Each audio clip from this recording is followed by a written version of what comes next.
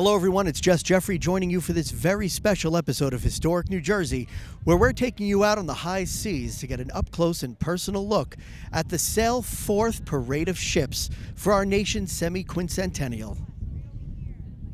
Brian, thank you so much for joining us. Jeffrey, it's always a pleasure. Yeah, you're becoming quite a regular on Historic New Jersey. I am. So we made it. We're here. We're part of Sail Forth.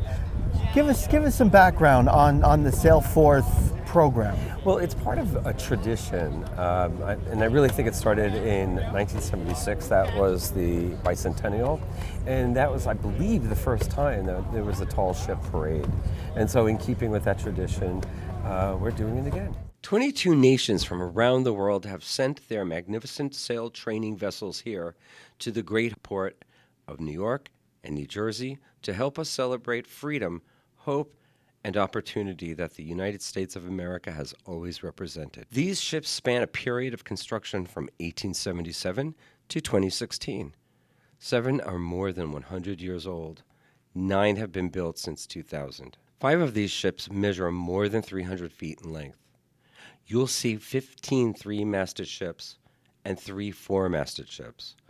One ship has traveled 12,000 nautical miles from her home port to be with us. Aboard all of these international ships are young men and women learning the fundamentals of seamanship, teamwork, discipline, character, and the practical application of their academic work.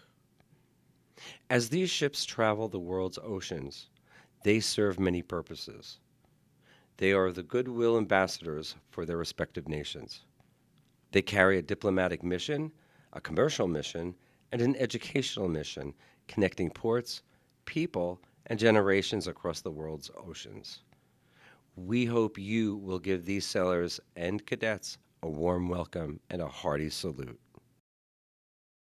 Now we're passing Liberty State Park, situated on the Hudson River. The park is famous for its attractions, such as the Empty Sky 9/11 Memorial, the Central Railroad Terminal Building, and its incomparable views of the Manhattan skyline. We are seeing the pleasure craft that were part of the parade and also some of the tall ships on their return journey from the George Washington Bridge. Now we are reaching the Jersey City riverfront, and you can see a lot of new construction, but you can also see the older buildings, 99 Hudson, the Goldman Sachs Tower, which is a landmark, 77 Hudson. Then also just north of that is the Harborside District. Brian, every 4th of July is a special 4th of July. It's our nation's birthday. Today is our nation's 250th birthday. Could you speak to the magnitude of that? It is truly, there is a great deal of magnitude to that. This is big. It is big. 250 years as opposed to some other nations. Well, as opposed to other nations, but as opposed to a milestone. That's very long. I'm not even sure that the democracy in Rome lasted 250 years. So, this experiment is very important. But I think there are similarities between then and now. I think we have to really sort of dig deep and investigate how we feel about our democracy and where we want to carry it forth and how we're going to safeguard a lot of our rights. So it is important. The original revolution was because we felt we were underrepresented and we felt like we were being made to do things that we felt we shouldn't have to do. And so I think there are similarities. And King George was offered an olive branch. You were talking about that earlier. The olive branch petition, that's absolutely right. He didn't care to look at it. He didn't want to have a dialogue. He wasn't interested. He actually wasn't a bad king. He was actually a very sincere king. But in this instance, he just didn't do what needed to be done, which is really sort of involve the American colonists. Don't forget, they weren't just a few colonists. There are about 3 or 4 million people living here at that time. So that's really kind of... That many? Yeah, it's really it's becoming its own country. And it's as a result of his not wanting to deal with us on a somewhat equal level that we had no other choice but to write the Declaration of Independence and use that as our basically our notice of severance. So, And fast forward 250 years later, and here we are. Here we are at Sailforth. Here we are at Sailforth. And this is a wonderful tradition. I believe, I'm not entirely sure, I don't think it was ever done before 1976. I don't know, you're probably too young to remember that. I sure am.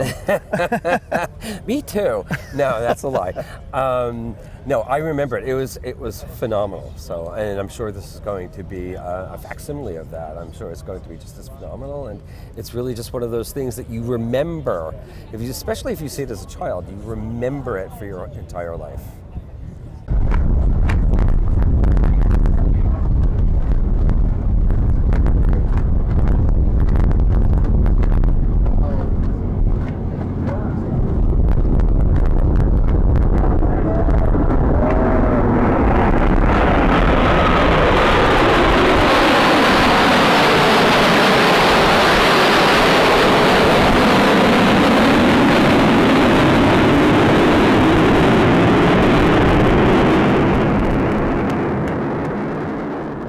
U.S. Navy Flight Demonstration Squadron, the Blue Angels, flies the Boeing FA-18EF Super Hornet for its thrilling aerobic routines.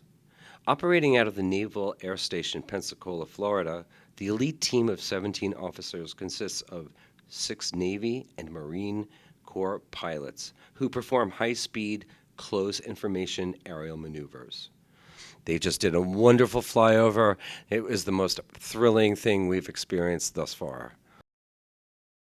So my mother was the youngest of 11 children. Her father started the McAllister Tugboat Company back in, I think it was 1869, with a Lighterage tugboat. And then it grew into the Port Jefferson Bridgeport ferry, of which we are on right now. This is the ferry that goes back and forth from Bridgeport to Port Jefferson. I used to work on the ferry, not this one. This is a brand new one. I was lucky enough to be christening a tugboat that was named after me that they built last summer.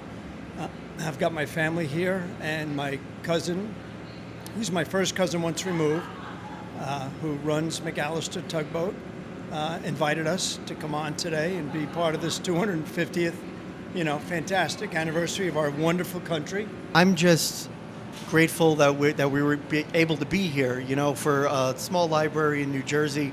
We're doing big things, and we're glad that we could get on here and have this collaboration with McAllister. Yeah, well, thank you. I don't know about you, Jeff, but I'm sweating to death. Yeah, let's go ahead. Let's go ahead in the air conditioning. Thank you, everybody. Thanks. I want to thank everybody for joining us. I want to thank especially our friend Brian Murray from the Hudson County Office of Cultural and Heritage Affairs. Brian, thank you as always for joining us. It's always my pleasure. I love to come out with you, Jeffrey, and just talk about things. And we will definitely be out again on another tour of all things historic. Absolutely. I'm always there. And Hudson County would like to thank the Bridgeport Port Jefferson Ferry, the McAllister family, and the Sailforth for having us as their guests. Thank you so much.